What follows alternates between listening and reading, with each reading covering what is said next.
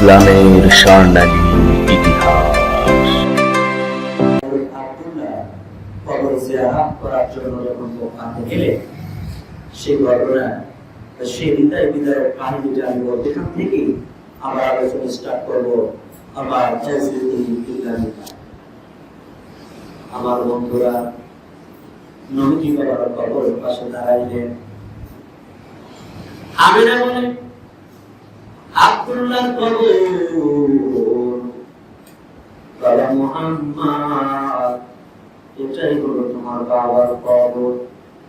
নবীজি আমার কবরের কিনারা দাঁড়াইলে চোখের পানিগুলো ছেড়ে দিয়ে কাঁদেন, বাবা বাবা বলবে। ওই রাস্তা দিয়ে যে মানুষগুলো যায়, শিশু মুহাম্মাদের কান্নার আওয়াজ যখন তাদের কণ্ঠে তাদের করোনা কবরে চলে যায়, সমস্ত কাজকর্ম ফেলে আমার নবীর পাশে এসে দাঁড়িয়ে যায়। আমার নবীও কান্দে, উপস্থিত ইহুদিরা আর নবীর কান্না দেখে কান্দে।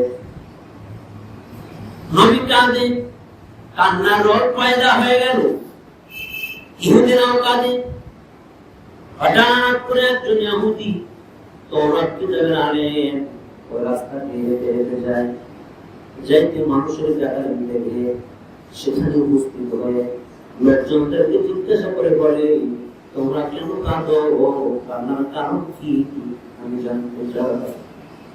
লোকেরা বলে, আমরা কেন কাঁদি আমরা নিজেরাই তো জানি না। এই ছেলেটা কাঁদে সেই জন্য আমরাও কাঁদি। ইহুদি আমার নবীকে প্রশ্ন করে বলেন, বাবা নাম কি তোমার? নবী আমার বলে, আমার নাম মুহাম্মদ। এই কবর কার? আমার বাবা আব্দুল্লাহর কবর। এই ভদ্র মহিলা তোমার কি মা হয়? আমার মা আমেনা। ইহুদি বুঝতে পেরেছে ইনি হবে আখিরি জামানার পয়গম্বর। ইহুদি আমিনাকে দেখে দেখে বলে, আমিনা তাড়াতাড়ি মদিনা থেকে মক্কার দিকে চলে যায়। অলরেডি খবর হয়ে গেছে মুহাম্মদ নবীর ছেলের জন্ম হয়ে গেছে। ইহুদিদের আড্ডাখানায় ঘোষণা হয়ে গেছে, মুহাম্মদ নবীর ছেলেকে যেখানে পাবে জীবিত হোক আর মৃত হোক আমাদের কাছে এসে হাজির করে দিবে। লক্ষ লক্ষ স্বর্ণ মুদ্রা দেওয়া হবে, বড় বড় উট উপহার দেওয়া হবে যদি মুহাম্মদকে জীবিত অথবা মৃত নিয়ে এসে দিতে পারো। কারণ মুহাম্মদ হবে পৃথিবীর শ্রেষ্ঠ মানব এবং শান্তির সংস্কারক। ইহুদি আমিনাকে ডেকে ডেকে বলে, আমিনা রে, আমি যদি এখন ইহুদিদের আড্ডাখানায় গিয়ে বলে দিই যে মুহাম্মদ নবীর ছেলের খবর পাওয়া গেছে, সন্ধান পাওয়া গেছে, আমাকে লক্ষ লক্ষ টাকা পুরস্কার দিবে, আমাকে বড় বড় পুরস্কার দিবে। আমি না, কিন্তু আমি টাকা দিয়ে কি করবো রে? আমি না, তোমার সন্তানের চেহারা থেকে তাকাইলে আমার মায়া লাগে, আমার মহাব্বত পয়দা হয়ে যায়, আমার ভালোবাসা পয়দা হয়ে যায়। আমি যদি এখন ইহুদিদের আড্ডাখানায় গিয়ে খবর দিই, আমাকে সাধুবাদ জানাবে, আমাকে অনেক উপরোধ দিবে, কিন্তু টাকা দিয়ে আমি কি করবো? আমি না, তোমার সন্তানের চেহারা থেকে তাকাইলে আমার মায়া লেগে যায়, আমার ভালোবাসার পয়দা হয়। সেই জন্য আমি বলছিলাম, আমি না তাড়াতাড়ি মক্কার পথ ধরো, মদিনা থেকে তাড়াতাড়ি চলে যাও। নবীজি আমার বাবা বাবা বলে কাঁদে। আমার বাবা নবীজির চোখের পানি সইতে পারে না। 6 বছরের বালক, 6 বছরের শিশুর চোখের পানি আল্লাহ সইতে পারে। আল্লাহ জিব্রাইলকে ডাকতে বলে, জিব্রাইল যা মক্কায় যা, মদিনায় যা, আমার পয়গম্বর হবে আমার হাবিব বাবার কবরের পাশে দাঁড়িয়ে বাবা বাবা বলে কাঁদে। আর সামান্য সময় যদি দেরি করে তাহলে আব্দুল্লাহ কবর থেকে হাত ধরিয়ে দিবে, আমার নবীর সঙ্গে মোলাকাত করার জন্য। এমনটি যদি হয়ে যায় তাহলে দুনিয়াতে আমল হয়ে যাবে। আমার নবীকে, আমার বন্ধুকে তাড়াতাড়ি ওই কবরের পাশ থেকে পুলিশ করিয়ে নাও। বাবার প্রতি ভালোবাসা কত ব্যাপক হয়, এরকম ঘটনা ঘটতে পারে। আমি না বলে বাবা মোহাম্মদ চলো না বাবা দিকে চলো। আমার ভাইরা হৃদয় ভিতরে ঘটনা নদীর বয়স না হয় বাবার কবর জিয়ারত করার জন্য মদিনাতে যাব। সেখান থেকে মক্কায় কত ফিরতে মদিনার দূরবর্তী জায়গা আবওয়া নামক জায়গায় আসলে আমার নবীর মায়ের গায়ে জ্বর এসে যায়, প্রচন্ড জ্বর আমিনার গায়ে। আমিনা সেখানে বসে পড়লেন, নবী আমার কাঁধে, আমিনা কাঁধে। নবী আমার মায়ের কপালে হাত দিয়ে বলে, মা তুমি কেমন গো? মা বসে গেলে, মা তোমার গায়ে তো প্রচন্ড জ্বর, জয়তো গান পড়ে যাচ্ছে গো মা। আমরা চোখের পানিগুলো ছেড়ে দিয়ে কাঁদে। আর উম্মে আইমানকে বলে, উম্মে আইমান রে কথা দাও, তুমি আমার ছেলেকে পারবে। আমি তো বিদায় নিয়ে চলে যাচ্ছি, আমার ছেলেকে ভালোবাসবি, তোর নিজের সন্তানের মতো করে লালন পালন করবি রে মা। কথা দে আমার সন্তানকে তোর জীবনের চাইতে বেশি ভালোবাসবি। এবার নবী আমার ছেলেকে বলে, মা গো তুমি কই যাইবা? আমাকে ছেড়ে তুমি কই যাইবা? আমি কার কাছে ভাগ করবো? আমি না সন্তানকে বুকে জড়িয়ে ধরে বলে, বাবা রে মনের আশা মনে রইল হইল না। ভাবছিলাম তুই বড় হবি, এবারে মা মা বলে ডাকি, তো মাটা আমার পরিজাতা শীতল করে দিবে বাবা। কিন্তু সেটা ভাগ্যে হলো না। উম্মে আইমান কিন্তু উম্মে আইমানের কাছে রেখে দেয় না। বাবা তো এইভাবে আমরা সেখানে করলে সেখানে আমরা মারা গেলে আমার নবীজি হয়ে গেলে। আমার নবী বলে, মা জীবনে বাবার আদর পাই না। বাবাকে বাবা বলে ডাকলে কেমন ভালোবাসা পাওয়া যায়, কেমন শান্তি পাওয়া যায়, সেটা আমার মুসিবত হয়।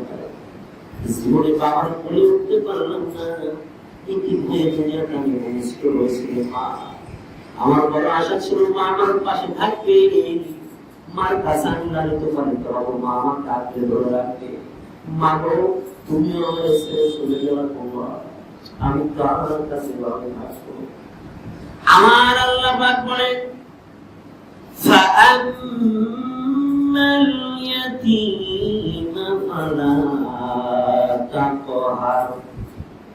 জিবরাইল আমার নবীকে বলে দাও, আমার নবী যদি প্রশ্ন করে আমাকে কেন এদিন করে দুনিয়াতে পাঠাইলেন, আমার নবীকে বলে দাও তোমাকে এদিন করে এজন্য পাঠাইছিলে বন্ধু, যেন ইতিমের কষ্ট তোমার মনের মতো পয়দা হয়। ইতিমের কি যন্ত্রণা, কি ব্যথা, কি আকাঙ্ক্ষা, এটা যেন তোমার মনের ভিতরে পয়দা হয়, এজন্য আমি তোমাকে ছোটকালকে ইতি করে বানিয়েছি।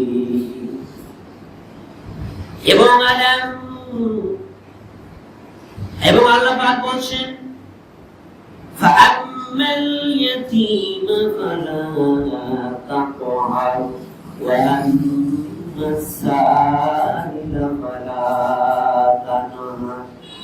বন্ধু যদি প্রশ্ন করে, জিবরাইল আমাকে কেন গরিব বেঁচে পাঠাইল? আমি এজন্য গরিব বেঁচে পাঠাইছি, আমি ইচ্ছা করলে কোটি কোটি টাকার সম্পদ তাকে দিতে পারতাম, কিন্তু কেন গরিবের রূপ আমি তাকে ধারণ করাইছি?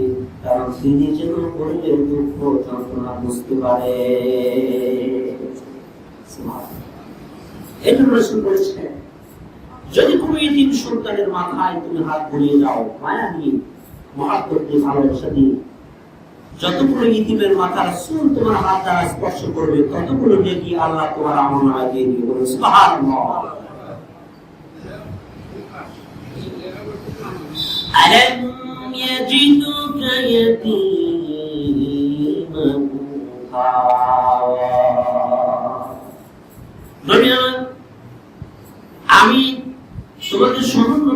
করেছি, তোমার গার্জিয়ান ছিল না, আমি তোমাকে গার্জিয়ানের ম্যানেজ করেছি। বাবা দুনিয়া থেকে বিদায় নিয়ে চলে গেছে, মা দুনিয়া থেকে বিদায় নিয়ে চলে গেল, উম্মে আইমানকে তোমার মা বানিয়ে দিয়ে আমি আল্লাহ পাক আমার পরিবারে তোমাকে গার্ডিয়ানের ব্যবস্থা করে দিলাম। উম্মে আইমান দায়িত্ব নিল। উম্মে আইমান বলে, মুহাম্মদ চলো বাবার জন্য আমরা মদিনার পথে চলে যাই। যাইতে গিয়ে ঘটনাক্রমে সেখানে আবু জেহেল ব্যবসায়ীর কাছে ব্যবসায়ীর কোনো কাজে গিয়েছিল, ওই রাস্তা দিয়ে ফেরার পথে দেখে রাস্তার মধ্যে মুহাম্মদ, শিশু মুহাম্মদ এবং উম্মে আইমান রাস্তা দিয়ে যায়। আবু জেহেল উট থামিয়ে মুহাম্মদকে প্রশ্ন করে, কোথায় গিয়েছিলে বাবা? মুহাম্মদ বলে, আমার কবর জিয়ারত করার জন্য গিয়েছিলাম। ফেরার পথে মা আমিনা আবার ইন্তেকাল করলেন, মাকে সেখানে কবর দিয়ে মদিনার মক্কার দিকে চলে যাচ্ছি। আবু জেহেল বলে, বাবা তুমি তো ছোট মানুষ, আমার উঠে ওঠো, আমি তোমাকে মদিনাতে মক্কাতে পৌঁছিয়ে দিব, চলো। উম্মে আইমান বললেন, হে মুহাম্মদ তুমি ওঠো বাবা। আবু জেহেল উঠের উপর উঠলে আমার নবীকে উটের উপরে উঠিয়ে আবু জেহেলের পিছনে বসালেন। আবু জেহেল উটের সামনে বসলেন আর পিছনে বসলেন আমার শিশু নবী মুহাম্মদ রাসূলুল্লাহ সাল্লাল্লাহু আলাইহি ওয়াসাল্লাম। এবার উটকে আঘাত করল আবু জেহেল, উট সামনের দিকে যাও। উট সামনের দিকে যায় না, উটকে বারবার আঘাত করা হয়, চাবুক আঘাত করা হয়, উট সামনের দিকে যায় না। অনেক বড় আঘাত করা হলো, এমন একটি পর্যায়ে চলে গেল আঘাত করতে করতে মনে হচ্ছিল উটের চামড়া ভেদ করে রক্ত ফিটকি দিয়ে বেরিয়ে আসবে, এরকম আঘাত করছে, তথাপি উট সামনের দিকে যায় না। অথচ এই উটটা আবু জেহেল যখন উটের উপরে চলেছিল, অবস্থান করছিল, তখন কিন্তু উট ঠিকই মক্কার দিকে রওনা হচ্ছিল।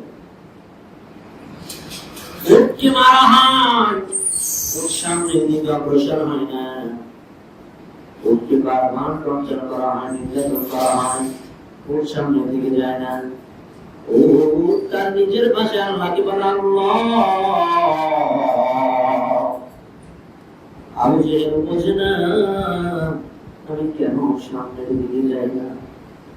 আবু জেহেল যেন আমার ভাষা বুঝতে পারে, এরকম মানুষের মতো ভাষা আমাকে তৈরি করে দাও। মানুষ যেন আমার ভাষা বুঝতে পারে, এরকম কথা বলার মতো যোগ্যতা আমাকে অর্জন করে দাও।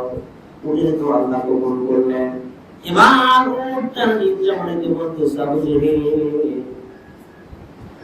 আমি কেন সামনের দিকে যাই না? আপনি কি জানতে চান? হ্যাঁ জানতে চাই। আমাকে আঘাত করে করে যদি আমাকে এখানে মেরেও ফেলেন, তথাপি আমি সামনের দিকে যেতে পারবো না। কেন?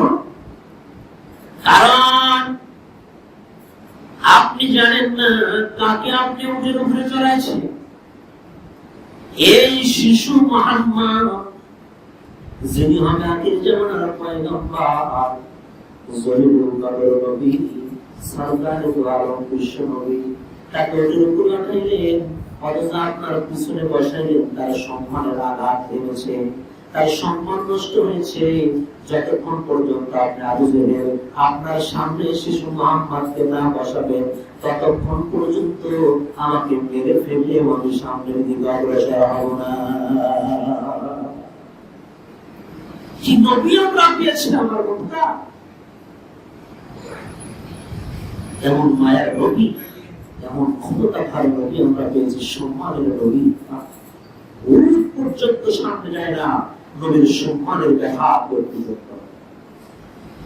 আবু জেহেল আমার নবীকে সামনে বসিয়ে দিলেন। যখন মুহাম্মদকে সামনে বসিয়ে দিলে, তখনই উট পূর্বে নেয় আবার সামনের দিকে অগ্রসর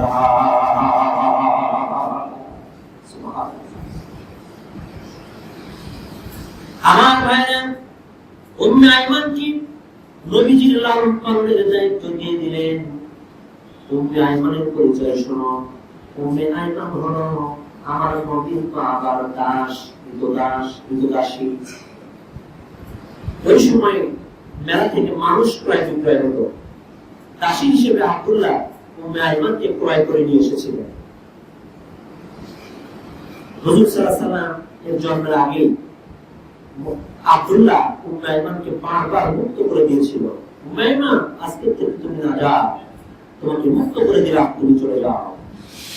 কিন্তু আমিনা উম্মে আইমানকে আজাদ করে দেন। উম্মে আইমান বলেন, আমিনা রে, বারবার আব্দুল্লাহ আমাকে আজাদ করে দিয়েছে, কিন্তু আপনি আমাকে আজাদ করে দেন নাই, আপনি আমাকে মুক্ত ঘোষণা দেন নাই।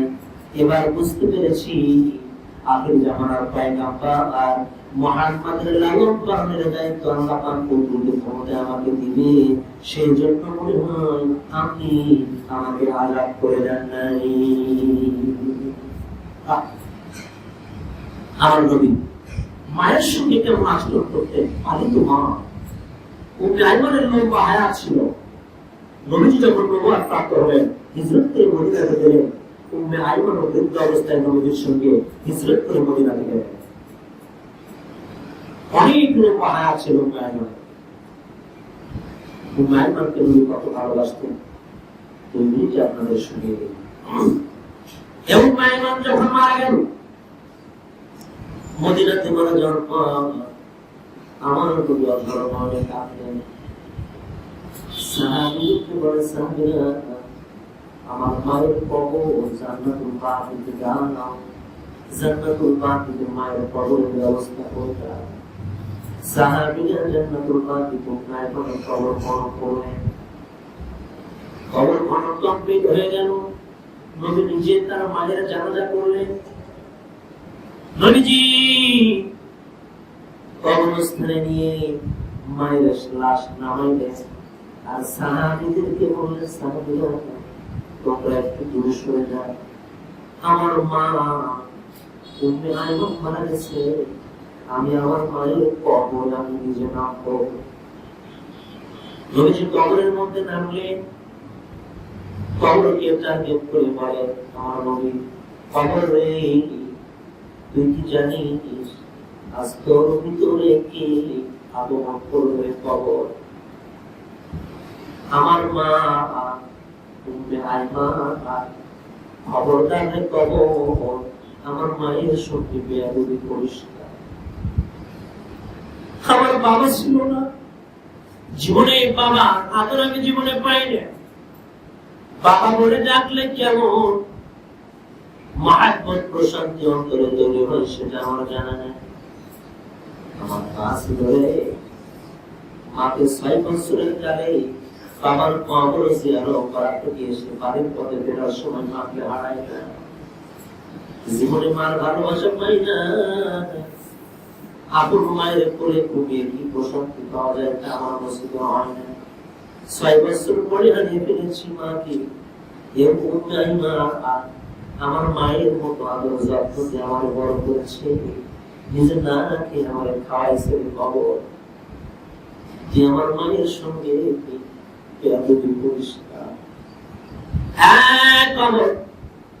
মনে কর আমি তোর ভিতরে আজকে ঘুমাইব। আমি নবী তোর ভিতরে ঘুমাইলে আমার সঙ্গে যে আচরণ করতিস কবর, আমার মা উম্মে আইমানের সঙ্গে কেমন আচরণ করবি? আপন মা নয়, পালিত মা। সে পালিত মায়ের জন্য নবী কেমন করে কাঁদে, কবরকে হুঁশিয়ারি দেয়, আমার মায়ের সঙ্গে বেয়াদবি করিস না। আর আপন মা হলে তো আমার নবী তার মায়ের সঙ্গে কেমন আচরণ করতে একটু অনুভব করল। আমার ভাইয়া, উম্মে আইমানের কবর হয়ে গেল। আমার ভাইরা, যুবক ভাইরা, আমরা নতুন স্ত্রীতে মাকে ভুলে যাই। স্ত্রীর সঙ্গে সময় কাটাতে যুবক ভাইদের কোনো অসুবিধা হয় না। আর মায়ের সঙ্গে একটু কথা বলতে গেলে সন্তানের অসুবিধা হয়ে যায়। স্ত্রী যদি বারবার আঘাত দিয়ে কথা বলে, স্ত্রীর সঙ্গে কর্কশ মেজাজে কথা বলে না যুবকেরা, আর মা যদি একটা কথা দুবার বলে, মায়ের মায়ের সঙ্গে চোখ রাখিয়ে কথা বলো কেন রে যুবক? তুমি কি জানো আমার ওই মায়ের সঙ্গে কেমন আচরণ করতে?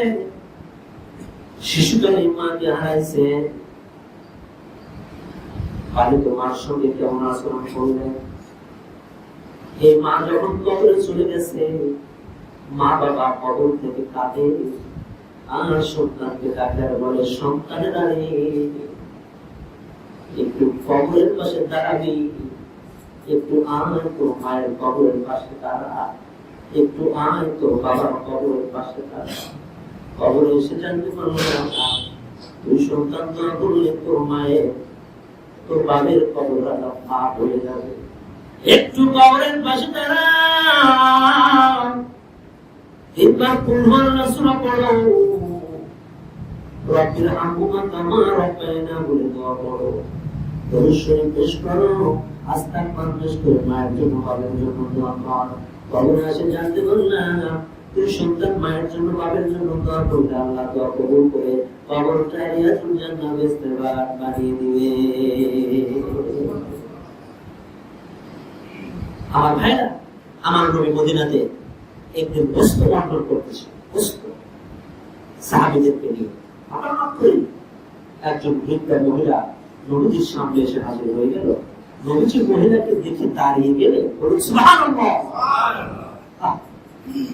যার সাথে জীবনে কারো তুলনা নেই, সেই নবী বৃদ্ধা মহিলাকে দেখেই দাঁড়িয়ে গেলেন এবং নিজের শরীরে চাদর মোবারক জমিনে বিছিয়ে দিলেন এবং বললেন, আপনি এখানে বসে পড়ুন। সেই বৃদ্ধ মহিলা কেমন বৃদ্ধা, নবীর চাদরে বসিয়ে দিলেন। সুবহানাল্লাহ, সাহাবীরা হতবাক হয়ে গেল।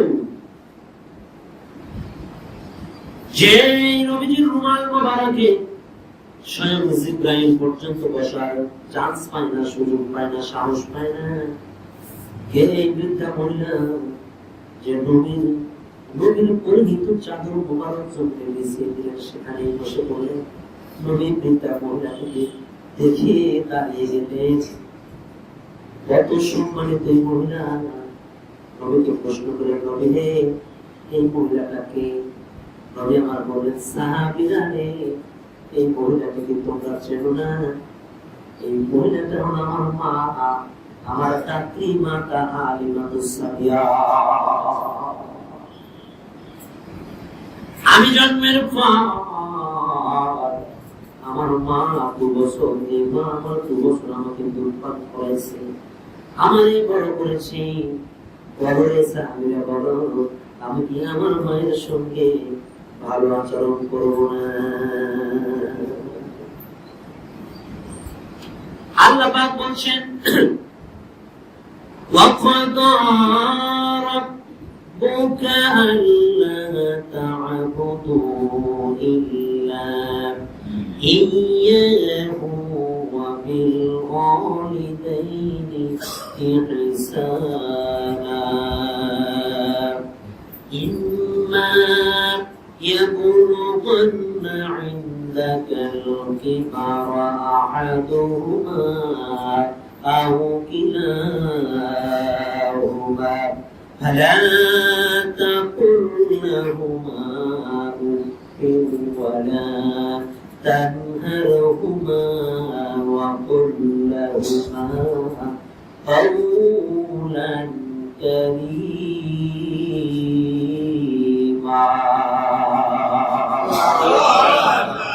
واخفض لهما جناح الذل من الرحمة وقل رب ارحمهما كما ربياني صغيرا।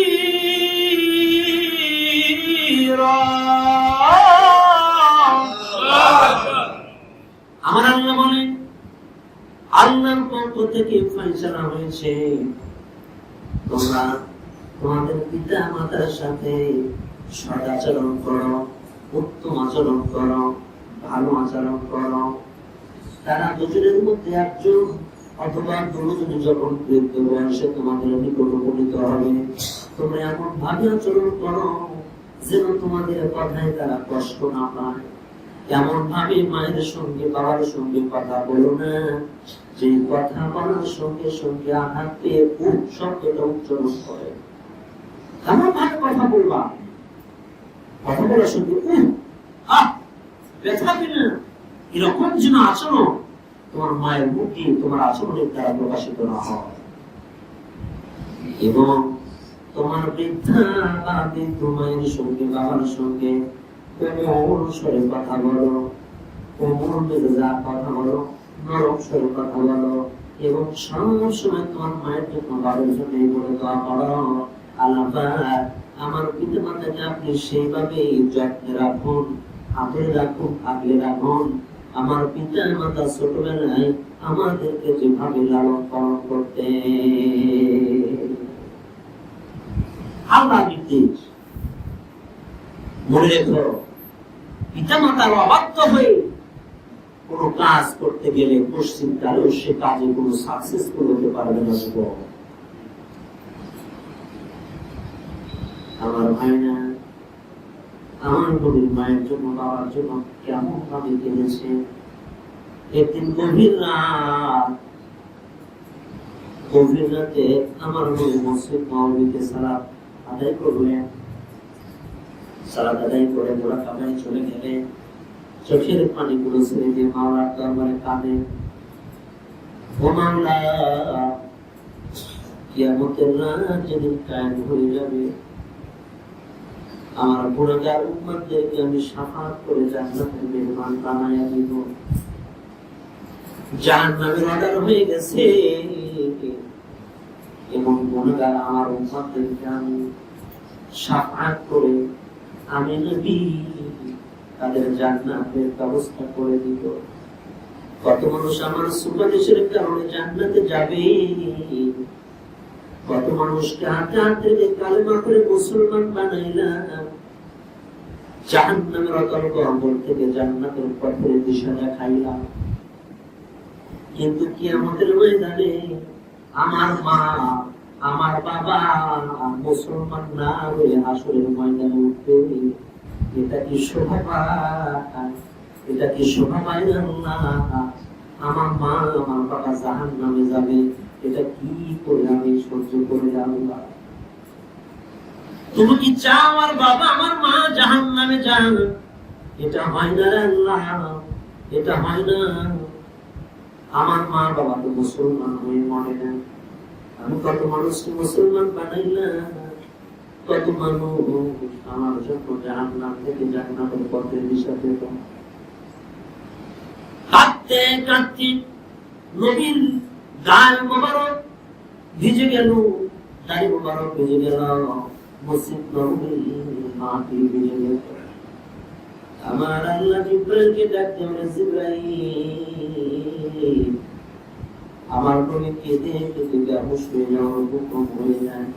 আমি আমার নবীর সব সহ্য করতে পারি না জিবরাইল, আমার নবীর চোখের পানি আমরা সইতে পারি না। হঠাৎ করে নজর করে দেখে ডান পাশে একজন পুরুষ, বাম পাশে একজন মহিলা হাজির হয়ে গেছে। আমার নবী দেখে দেখে বলে, কারা আপনারা, কেন আপনি, কোথা থেকে এসেছেন? আপনাদেরকে জীবনে কখনো দেখে নাই, কোথায় থেকে আসবেন, কি জন্য আসলেন? মহিলা আমার নবী চেহারা মোবারকের দিকে তাকিয়ে বলে, বাবা আমাকে চিনতে পারো না? আমাকে চিনতে পারিস না? আমি তোর মা আমেনা। মা গো, কেন এসেছ? আমেনা রে বাবা, তুই কান্দিস, তোর চোখের পানি আমার আল্লাহ সইতে পারে না।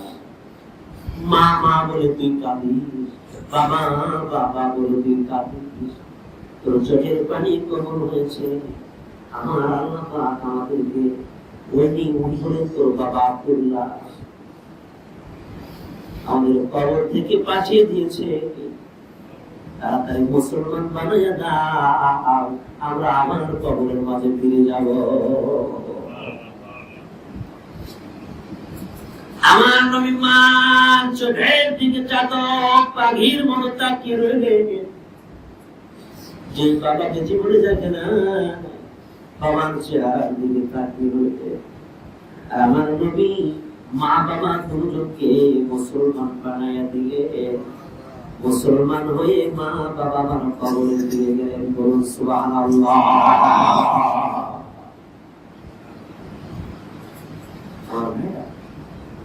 আমার নবী এত ভালো নবী ছিলেন, এত কষ্টের পরে আমার নবী কখনো আল্লাহর প্রতি অসন্তুষ্ট প্রকাশ করেন নাই।